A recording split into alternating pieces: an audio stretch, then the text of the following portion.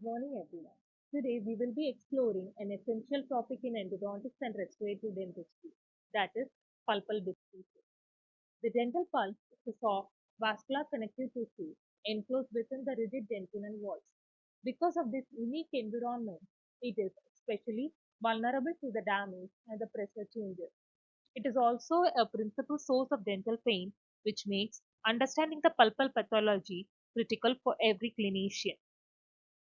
Beginning with the cause of the pulpal disease, according to Wayne, they can be grouped into four categories.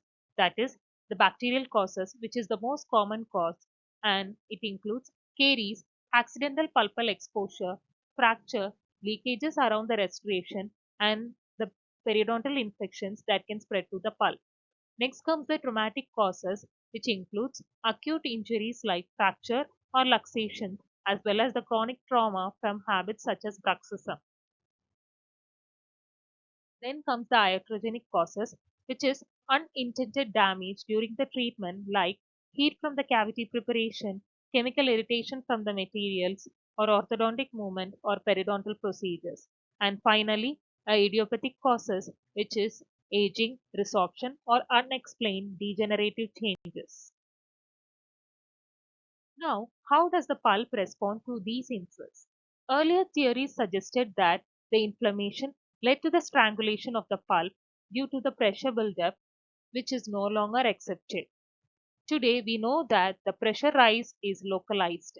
Adjacent pulpal tissue compensates, which explains why the pulpal inflammation can exist in part of the pulp while the other areas remain vital. If untreated, pulpitis can spread beyond the tooth, leading to the conditions such as apical periodontitis, cellulitis, osteomyelitis, and in severe cases, even life-threatening complications like Ludwig's angina or cavernous sinus thrombosis. Coming to the diagnosis of the pulpal pathology, which can be done by subjective symptoms observation and checking the objective symptoms by visual and tactile inspection and doing thermal tests and conducting electrical pulp testing or analyzing a radiograph, an aesthetic test, or a test cavity. Coming to the classification of the pulpal pathologies, it is given by many authors and the commonly followed ones are the Grossman and the Engel.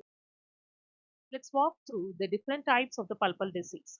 Coming to baroodontologia, which is nothing but a pain in a recently restored or an asymptomatic pulpitis tooth at low atmospheric pressure. It can be due to direct ischemia of from the pulpal inflammation or indirect ischemia. It can also be due to the expansion of the intrapulpal gases or the gas leakage, which is seen due to the decreased solubility at the low pressure. Coming to the reversible pulpitis, here the pulp is mildly inflamed due to the irritants like caries, trauma, or thermal injury. The patients usually report a sharp, short pain triggered by cold or sweet stimuli, which disappears once the stimuli is removed.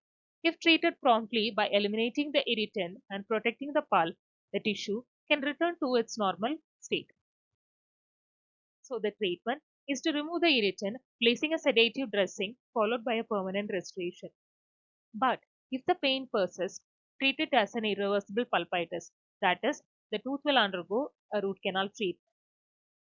Coming to the irreversible pulpitis, there is a more advanced persistent inflammatory state. The patient complains of a spontaneous throbbing pain that often worsens at night and lingers even after removing the stimuli. The cold may give a temporary relief in later stages. At this point, a root canal therapy is usually the only option to preserve the tooth. Coming to the chronic hyperplastic pulpitis, it is also known as pulp polyp. It occurs mostly in children and young adults with a large carious exposure. The pulp tissue grows out into the cavity as a reddish and fleshy mass. It is surprisingly painless but requires removal and root canal treatment or extraction if tooth cannot be saved. Moving on to the internal resorption, it is also called as the pink tooth of memory.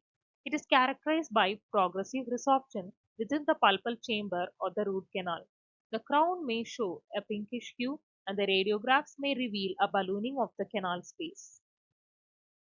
They can be of two types, that is, internal resorption, which shows a uniform ballooning and the lesion does not shift with the angulated radiographs. Whereas coming to the external resorption, it has irregular borders and here the lesion shifts with the angle change and root canal therapy is needed to halt the process. Coming to the calcific degeneration of the pulp, it is commonly seen in the older individuals. And the types of calcifications are diffuse, which are irregular and scattered calcification in the pulpal tissue. The next one is the pulpal stones, which can be free, attached, or embedded within the chamber or canals. While usually asymptomatic, they can complicate the endodontic treatment. So they don't need any treatment if they are asymptomatic, and endodontic treatment is indicated only if the pulp is diseased. Careful negotiation of the canals during RCT is needed as they might hinder the instrumentation. Finally, the pulpal necrosis. It represents the end stage of the pulp. Here, the pulp is non-vital and often following an untreated irreversible pulpitis or trauma.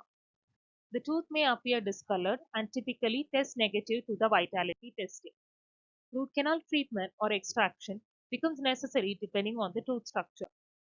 In conclusion, the pulpal diseases represent a spectrum from reversible condition where the pulp can heal to irreversible state leading to the necrosis.